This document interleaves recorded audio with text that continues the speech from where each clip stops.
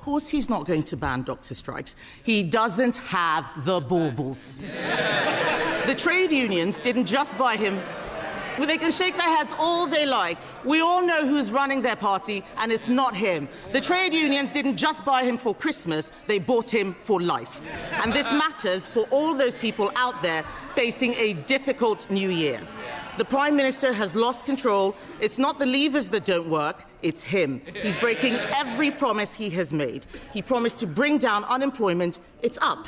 He promised he wouldn't increase taxes, they're up. He promised to end the doctor strike, they're on strike again.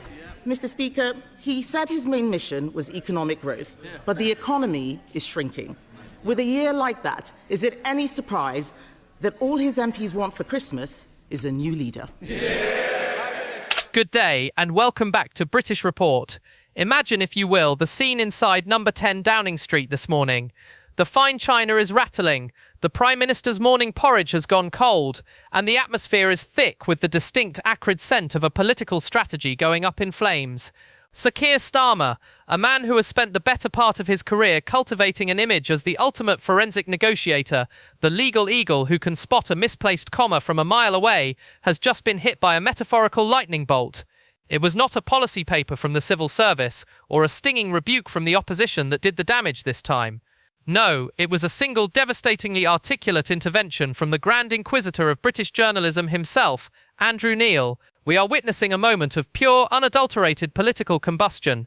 Andrew Neil has effectively pulled the rug out from under the government's grand reset with Europe, leaving the Prime Minister in what can only be described as a complete and total meltdown. Neil didn't just critique the policy, he performed a public autopsy on it, claiming that Starmer couldn't negotiate his way out of a wet paper bag. It is a line that is currently echoing through the corridors of Westminster, leaving the sensible manager mask lying shattered on the floor. Quick favour, if you are loving this fast-paced, sharp-edged look into the chaos currently tearing through Westminster, hit that subscribe button and click the notifications bell icon.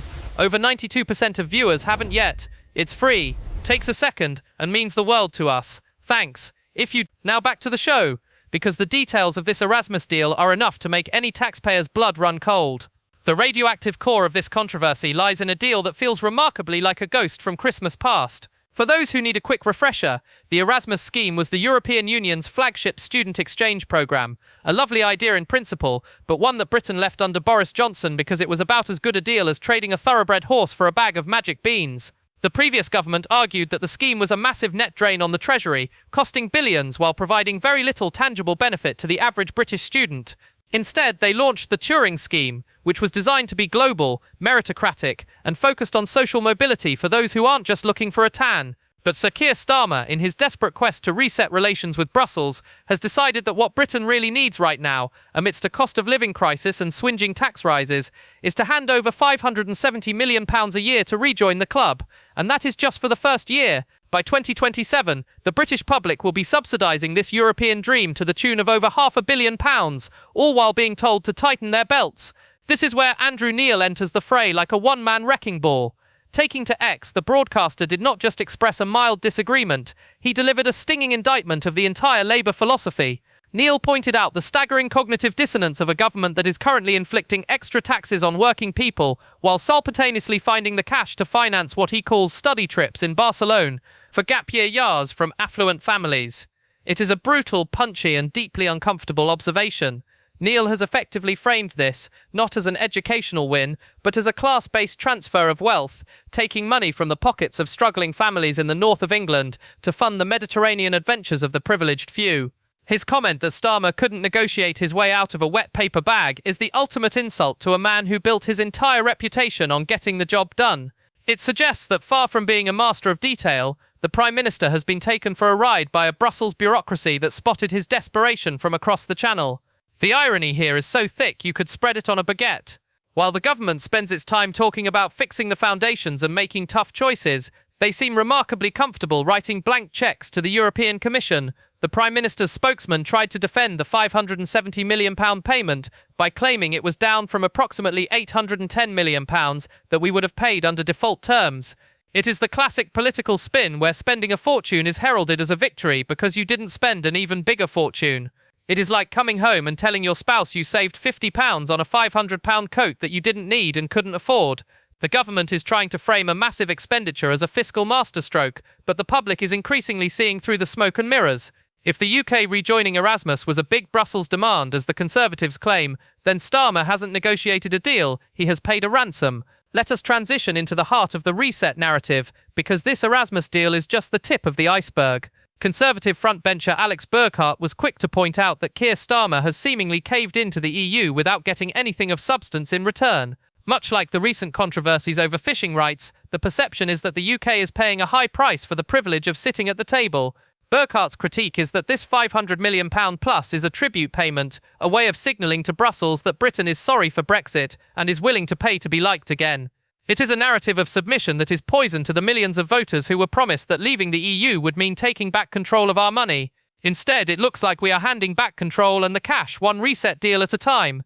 The claim that we will have the opportunity to compete for grants from a £1 billion central pot is particularly galling. It is essentially paying £500 million for the right to beg for some of it back from a committee in Brussels. The internal meltdown in Downing Street is being fueled by the realisation that they have lost the argument on value for money. Even the government's own EU Relations Minister Nick Thomas-Symonds sounded like he was reading from a script when he called this a huge win for our young people. One has to wonder which young people he is referring to.